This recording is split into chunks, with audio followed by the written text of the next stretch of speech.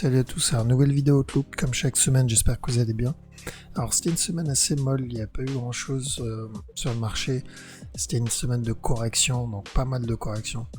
Et j'en ai profité pour placer des ordres, pour préparer, là, on va dire, les semaines qui arrivent. Ok, donc ça arrive, il y a des semaines où ça bouge, d'autres où ça bouge pas, et là on a eu la semaine où ça bougeait pas. Okay, en plus, on a plutôt bien mangé la semaine d'avant, donc bon, on n'a pas trop à se plaindre.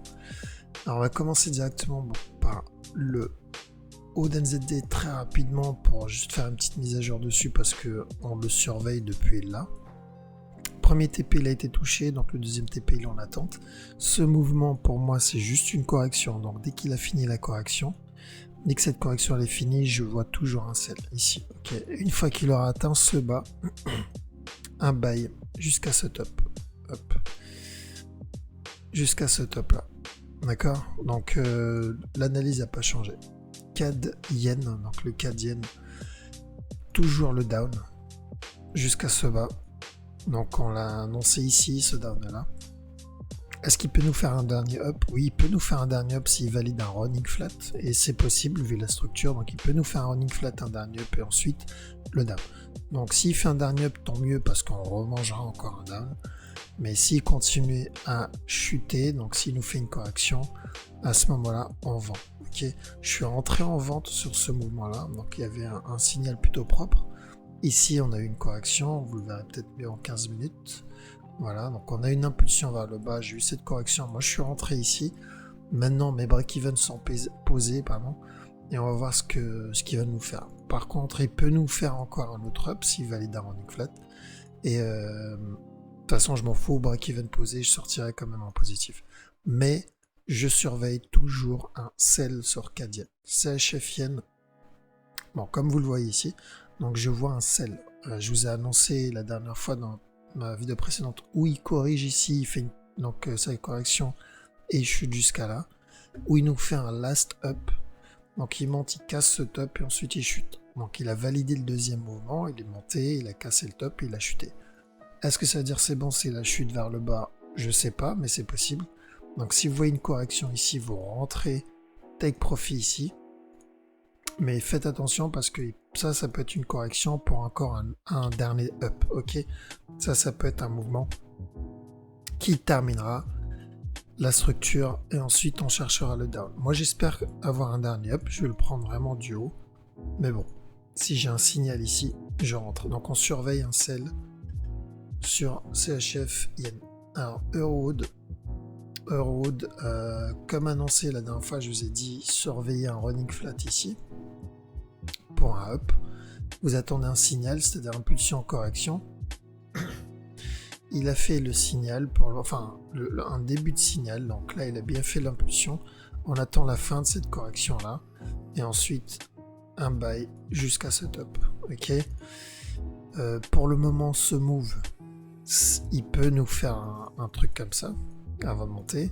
Ça peut être un mouvement en running flat avant de monter. Bref, il y a beaucoup trop de possibilités. Là, je pourrais passer au moins une demi-heure à vous montrer rien que les possibilités qu'on peut avoir parce que la structure n'est pas assez développée. Donc, ce que je vais vous dire, c'est attendez la fin de la correction et ensuite on cherche une opportunité d'achat.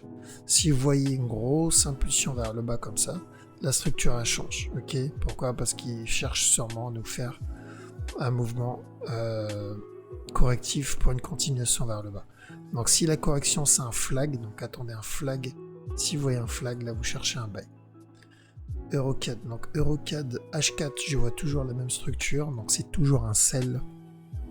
Ce mouvement c'est toujours un sell. Ici jusqu'à ce bas là, mais je n'ai pas de signal de sell. Ok, ce mouvement là m'annonce plus un buy. Là il est en train de me faire un flag pour un autre up. Donc attendez vraiment un signal de vente avant de rentrer. Actuellement il n'y en a pas. Donc au moyen terme je vois toujours un sell. Court terme je ne vois pas de sell. Ça m'annonce plutôt un buy. Ok. Donc je ne rentre pas et j'attends, je reste à l'écart et je surveille. Euro CHF, je vous ai annoncé dans ce mouvement-là, je vous ai dit s'il casse cette trend, vous attendez cassure, correction au-dessus pour un buy jusqu'à ce top. Par contre, j'ai dit s'il vient casser ce bas, le buy est invalide. Donc il n'a pas cassé la trend et en plus il est venu casser le bas. Donc aucune raison de rentrer. Maintenant, ce que je vois, c'est le même scénario que j'ai annoncé sur ce mouvement. Je le vois sur ce gros mouvement, en fait. Ici. Ok, donc je m'attends à un possible up avant le down. Toujours. Parce que ça m'étonne que ça soit la fin de la correction de ce down. Bon, donc même scénario, s'il vient casser cette trend, donc impulsion rallo, il casse la trend, on achète jusqu'à ce top. Par contre, s'il continue à ramper, il vient casser ce bas, on oublie le buy, ok? Donc on attend un signal. Euro-yen, ça c'est ce que j'attends. Maintenant, j'avais surveillé ici, je vous ai dit c'est où on a une correction et ensuite on a le down. Il continue à monter, nous faire un nouveau top avant le down. Donc il est venu mais il n'a pas cassé le top. Donc là j'ai deux possibilités. Ou il nous fait un running flat ici et ensuite il vient casser le top avant de chuter. S'il fait ça, je vends. Ou sinon, il chute tout de suite pour venir casser le bas. S'il fait ça, je ne vends pas. Je vais attendre la cassure du bas et je vais surveiller un buy jusqu'à ce top. Une fois au top, je surveillerai un sell jusqu'à ce bas. Ok. Donc s'il corrige ici, moi personnellement je peux pas vous conseiller de vendre ce mouvement parce que le risk reward n'est pas top. Okay. Mais s'il confirme un running flat et il vient casser ce top là, on peut surveiller un possible dernier sell. Euro-NZD, non. Euro-NZD en daily, je vois toujours ça comme un mouvement de correction et je cherche toujours à vendre jusqu'à ce bas là. Ok, donc c'est quand même une bonne opportunité qui s'offre à nous. Maintenant, on n'a pas de signal de vente, mais la bonne nouvelle, c'est que le mouvement qu'il est en train de faire, il est assez correctif, qui annonce donc un down, toujours sur le moyen terme. Donc là, bien sûr, le mouvement, il peut ne pas être terminé, il peut nous faire encore un autre up, et je surveillerai à chaque opportunité un signal de vente. Okay. Après, bien sûr, il peut nous faire ça, et ensuite nous faire ça, un truc plus complexe, et ensuite redescendre, et nous faire encore un autre truc comme ça. Donc ça peut devenir complexe très vite, ok, ça peut mettre du temps, mais je chercherai quand même un signal de vente à chaque fois. Pourquoi? Parce que sur le long terme, je cherche et je ne veux pas louper le down ici. Ok. Maintenant, est-ce qu'il peut se transformer en signal d'achat? Une structure peut se valider, bien sûr, un expanding flat peut se valider, c'est-à-dire un mouvement comme ça, pour un dernier up avant de chuter. Mais actuellement, je ne vois pas de signal d'achat.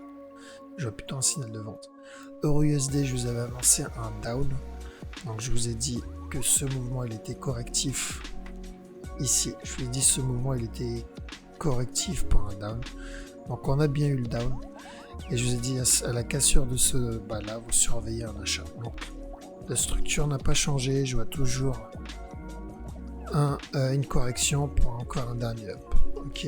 S'il vient casser ce bas, l'histoire change. Mais pour le moment, je vois pas ce scénario. Je vois que ce scénario-là pour un last up jusqu'à ce top. USD CAD, je suis sorti en break-even sur ce move, à savoir, pour rappel, j'avais vendu là. Break-even posé, il m'a sorti. Donc ici, il faut faire attention. Donc ce mouvement-là, il est quand même correctif. On peut avoir encore un down. Mais ça peut être une correction pour un autre up. Ensuite un down. Et ensuite un up. Ok. Ou sinon, il peut faire ça. Et ensuite un up tout de suite. Mais quoi qu'il arrive, ce que j'attends du USD-CAD, c'est qu'il vienne casser ce top. S'il vient casser ce top, je surveille un sell. À chaque nouveau top, je surveille un sell. Pourquoi? Parce que sur le long terme, j'attends un sell. Donc premier TP, vous pouvez le mettre là, si on a le signal bien sûr. Et le deuxième TP, il est là. Moi, c'est ça que je cherche pour le moment. Okay. Après, il peut très bien venir chercher la trend.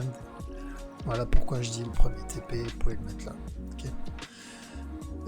USD-CHF. Alors USD-CHF, je vous ai dit de rester à l'écart la dernière fois parce que le mouvement il peut être terminé.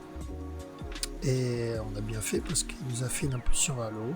Donc ce mouvement il commence à devenir assez correctif. Donc ça peut être un mouvement correctif.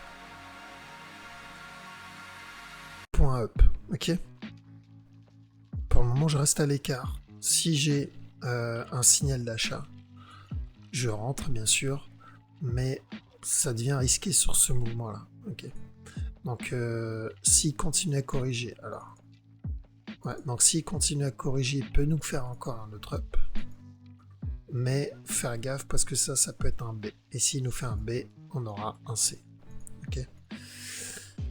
USD Yen, donc USD Yen, ici, moi ce que j'attends sur ce mouvement pour le moment, ça ne veut pas dire c'est ce qu'il va me faire, mais j'attends un A ici, j'attends un B là, et j'attends au moins un C là. Ok. Donc s'il me confirme un running flat, on pourrait avoir un down avant le up. Ok. En tout cas, on a eu ce bas là. Est-ce que ça c'est le ABC et là on va voir le up? Est-ce que ça c'est le A et ça c'est le B et on va voir un down?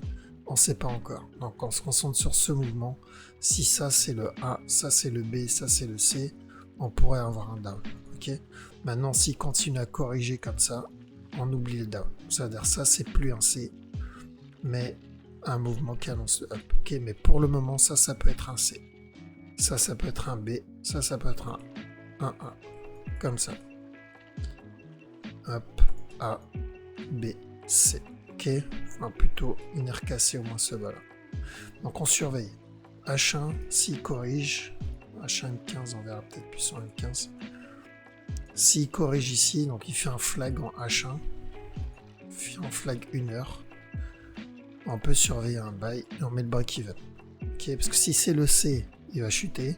Si c'est pas le C et qu'il va corriger, on sort en break-even. Ok, surveille un sell sur USD/JPY.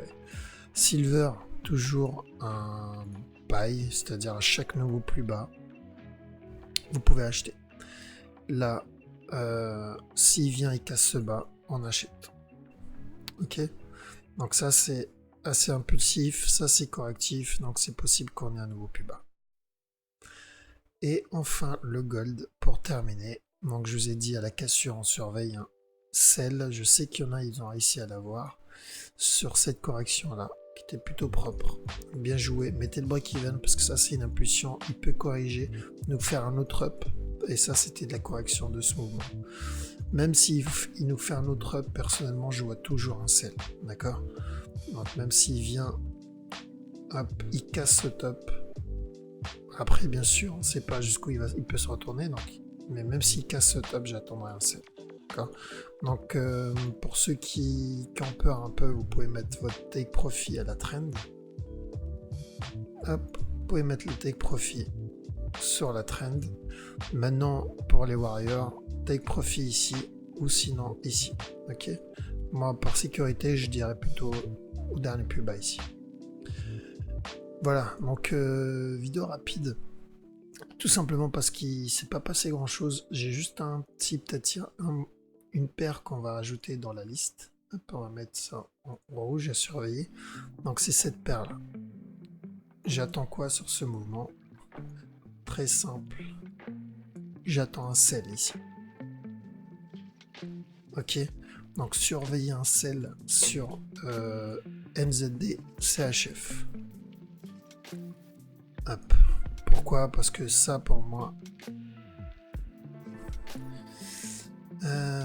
ça pour moi c'est un C. Donc ça, attendez. Donc ça c'est un correction. Donc A, B, C. Ça c'est un A. Ça c'est un B. Ça c'est un C. Donc ça c'est possible que ce soit un running flat pour un A. Ça c'est un B. Et du coup on aura un down pour un C. Et ensuite on surveillera voir si on aura un autre up ou pas. Mais pour le moment on surveille un sell, ok? Donc là, bien sûr, en H1, il peut nous faire un running flat pour un dernier top. Donc il peut nous faire un running ici pour encore un autre up. Mais même s'il me fait un autre up, je surveillerai un sell. Donc surveiller un sell sur le moyen terme sur un ZDCHF. Voilà. Donc de toute façon, là, comme je dis, il n'y a pas beaucoup d'opportunités. C'est une semaine assez tranquille. Avec les fêtes et tout, je pense que ça va rester tranquille. Maintenant, s'il y a du mouvement, s'il y a de nouvelles patterns, je mettrai une petite mise à jour dans le groupe Facebook privé. Donc n'hésitez pas à rejoindre pour ceux qui ne sont pas déjà dedans. Je voudrais remercier particulièrement donc les personnes qui like les vidéos. Ça prend une seconde, mais vous prenez la peine de le faire et ça j'apprécie énormément. Les personnes qui commentent, encore un gros merci à vous. Voilà. Donc sur ce, je vous souhaite un bon week-end. Et je vous dis à la semaine prochaine. Ciao.